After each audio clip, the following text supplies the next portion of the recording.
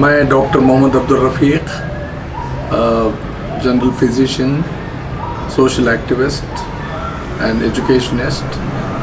आज का जो उन्वान है ये कोरोना के ताल्लुक़ से है। कोरोना जो नाम आया है ये क्राउन से आया है। ये वायरस जो है क्राउन की शक्ल में होता है, ताज की शक्ल में, तो उसका नाम कोरोना है। चूँकि 19 में दरियाफ्त हुआ है, डिस्कवर हुआ है, इसको कोरोना 19 कहते हैं। ये एक वायरस है, एक प्रोटीन है छोटा सा, इसका साइज़ होता है 200 माइक्रोन।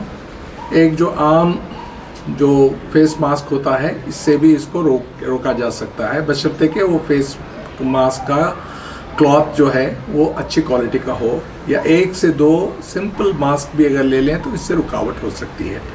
अब जो हाईली स्पेशलाइज्ड मास्क आते हैं N95 या सर्जिकल मास्क N99, ये डॉक्टर्स के लिए है, मेडिकल पर्सनल्स के लिए है जो कोविड-19 के पेशेंट से डील करते हैं, उनके रोकथाम के लिए यूज़ होता है। एक आम आदमी के लिए नॉर्मल मास्क जो है वो काफ़ी है। अब ये वायरस जो है ये इसके अलामतें, आजकल पैंडेमिक आया हुआ है, इसकी वजह से ये चाइना के शहर वुहान से निकल के सारे दुनिया में स्प्रेड हो चुका है।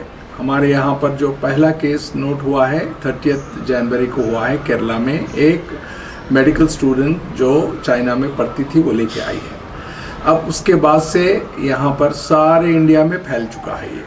ये वायरस जो है बिल्कुल दिखाई नहीं देता, और ये फर्स्ट टाइम इस किस्म से सारी दुनिया इससे फेस कर रही है, पैंडेमिक से, जिसमें बहुत ज़्यादा लोग मुतासिर हुए हैं। Nearly 10 million people they got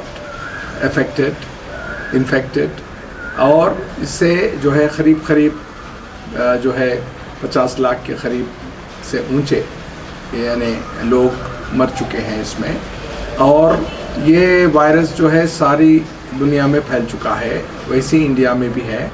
ये आपको सुन के ताज्जुब होगा, ये इतना डेलिकेट होता है ये वायरस। इसकी जो ऊपर एक लेयर होता है, फैटी लेयर होता है।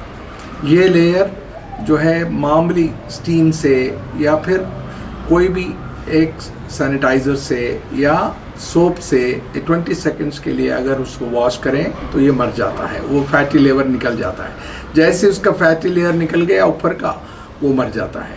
अब ये फैलता है स्नीजिंग से, कॉफ से, फिज़िकल कांटेक्ट से, एक दूसरे के सोशल डिस्टेंसिंग नहीं रखने से, फिज़िकल डिस्टेंसिंग नहीं रखने से। इसमें नॉर्मली एक 2 मीटर की जो है डिस्टेंस रखना है इससे ये करने के लिए। और ये ड्रॉपलेट इन्फेक्शन होता है, यानी जब खांसते हैं, चीखते हैं, स्नीजिंग होती है, कॉफ होती है, तो इसके वजह से ड्रॉपलेट्स निकलते हैं। ये millions of droplets, millions of viruses जो है वो एरिया में फैल जाते हैं। और ये पर्सन टू पर्सन भी क्लोज कांटेक्ट से होता है, तो अगर डिस्टेंसिंग रखेंगे, और ये हवा में नहीं फैलता, ये किसी भी चीज़ पे बैठ जाता है। अब साइड में अगर कोई मेटल का टेबल है, या फिर फर्नीचर में से लकड़ी का फर्नीचर है, या टेबल है, चेयर है, या रॉड है, या लिफ्ट है, इसमें जाके जो है 12 से 14 घंटे तक ये ज़िंदा रहता है। इस दौरान में अगर कोई भी आदमी इसको पकड़ लेता है या कांटेक्ट में आता है तो ये उसको जो है इन्फेक्ट करता है, और ये नॉर्मल स्किन के थ्रू नहीं जाता है।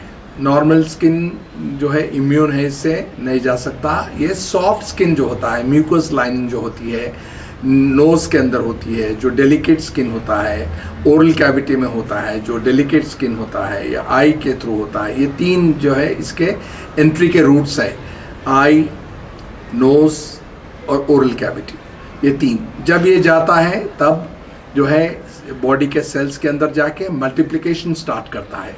Millions and millions times it multiplies, और ये नाक में और थ्रोट में रहता है, 24 to 48 आवर्स रहता है।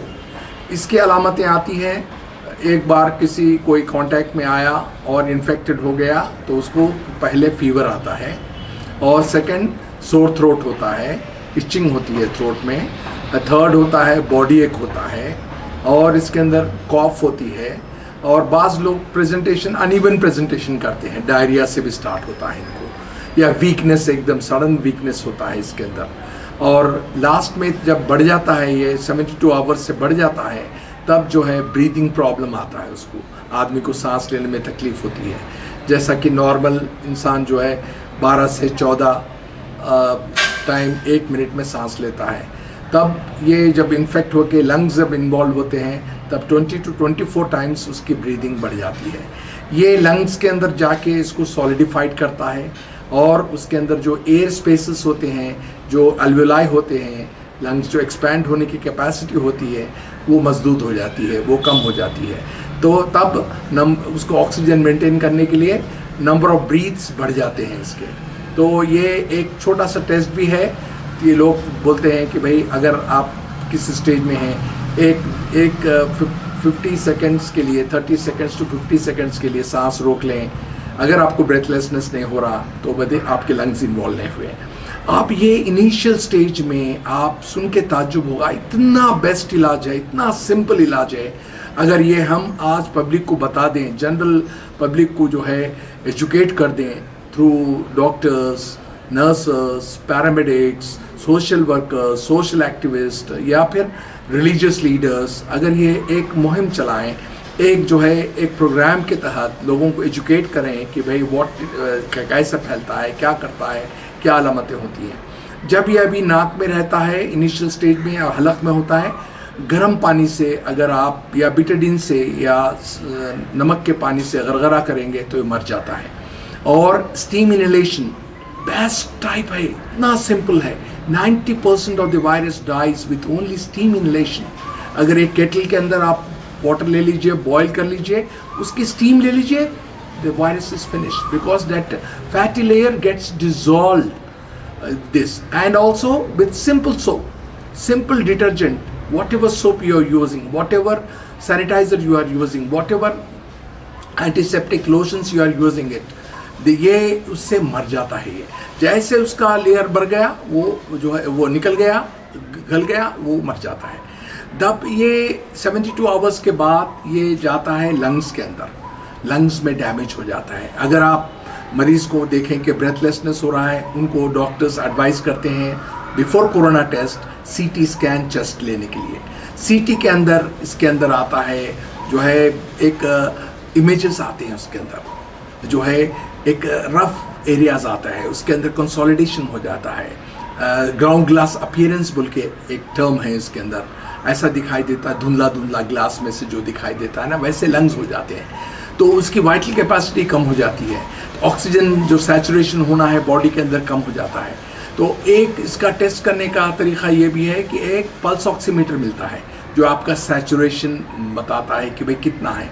नॉर्मल इंसान के अंदर ऑक्सीजन सैचुरेशन जो होता है 96 प्लस होता है। जब कोई मरीज़ के लंग्स इन्वॉल्व होते हैं, अगर पल्स ऑक्सीमीटर लगाया जाए उनको, तो उससे मालूम उनका सैचुरेशन आता है बिलो 90 आ जाता है, 90 के बिलो आता है। इस टाइम पे आपको स्पेशलाइज केयर की ज़रूरत पड़ती है।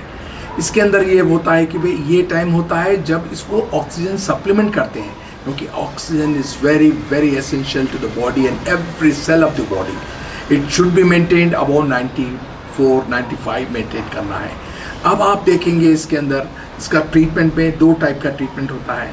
एक होता है एंटीबायोटिक्स होते हैं, एक होता है बूस्टिंग द इम्यूनिटी। एक एंटीबायोटिक ट्रीटमेंट में इसके अंदर सिंपल ट्रीटमेंट जो everybody can use this is the drug by name azithral. ये माइक्रोलॉइड्स ग्रुप बोल के होता है। इसके अंदर 3 किस्म के एंटीबायोटिक्स होते हैं, एरिथ्रोमाइसिन, रोजिथ्रोमाइसिन, एजिथ्रोमाइसिन। इस एरिथ्रोमाइसिन 6th अवर्ली देते हैं, रोजिथ्रोमाइसिन 12th अवर्ली देते हैं और एजिथ्रोमाइसिन 24 आवर्स सिंगल डोज देते हैं। इसके अंदर ये दी जाती है। और दूसरे एंटीबायोटिक्स भी आज इसके साथ सप्लीमेंट कर रहे हैं सेकेंडरी इन्फेक्शन के लिए, रोकने के लिए। डॉक्सीसाइक्लिन है, लियोफ्लॉक्सासिन है, डिफरेंट कॉम्बिनेशंस में, डिफरेंट स्टेट्स में, डिफरेंट कंट्रीज में, according to their immunity level, according to the type of bacteria you are expecting there, the antibiotics are being change there. अभी इसके अंदर जो है हाइड्रोक्सीक्लोरोक्वीन भी ड्रग है जो एंटी मलेरियल ड्रग है, which is also used in trials. So different combinations are going on in different parts of India, different parts of world. अभी नॉर्मली यहाँ हैदराबाद में जो दी जा रही है वो है azithromycin plus doxycycline. Azithromycin 500 milligram single dose देते हैं और फॉर अबाउट 10 डेज। उसके साथ जो है डॉक्सीसाइक्लिन 200 मिलीग्राम बीडी देते हैं, सुबह शाम बिफोर ब्रेकफास्ट देते हैं। ये ड्रग जो है बिफोर ब्रेकफास्ट देते हैं, खाली पेट पे दी जाती है। इसके साथ आपको जो देना है सप्लीमेंट्स देने का है। सप्लीमेंट्स में सिंपल सप्लीमेंट्स है, vitamin C which gives beautiful immunity, boost to the immunity. Vitamin C की टैबलेट मिलती है, सक्सी के नाम से मिलती है, 500 मिलीग्राम टैबलेट। ये चूस के भी ले सकते हैं, च्यूएबल टैबलेट भी आते हैं, वाटर सॉल्युबल भी आते हैं।